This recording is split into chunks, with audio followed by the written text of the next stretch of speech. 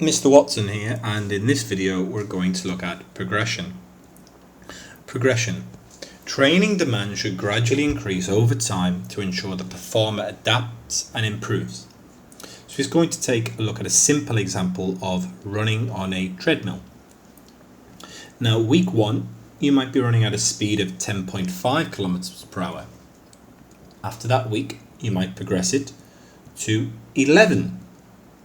In the third week, 11.5, and in the fourth week, 12. And you would gradually increase that speed until you reach what the goal you set out to be, if your goal was about running at a particular speed.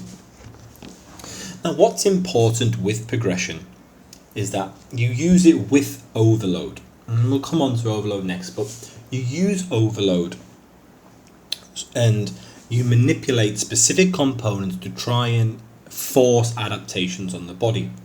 However, you must adapt to the previous training before you progress. So for example, if you in a week run twice for 10 minutes at a speed of 10.5 kilometers, it's not going to suggest that you've done that training enough to fully adapt to it.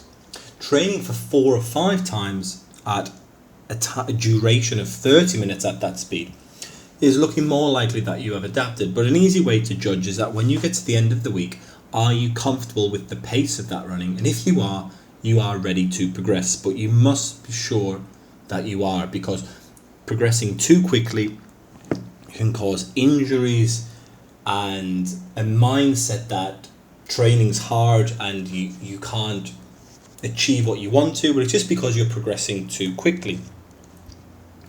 We're also going to take a look at an example of CrossFit. Now, CrossFit's a common way to work out now. It's become very popular.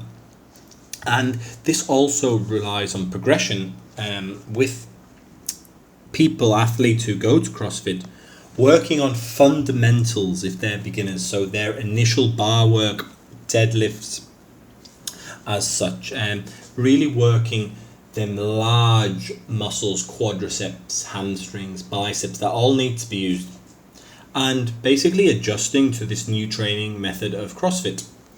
And then eventually, once you become used to doing these fundamental movements, you can advance to the more specific and advanced techniques such as the muscle up. So this is just another example of how you can progress. Okay, that is the principle of progression.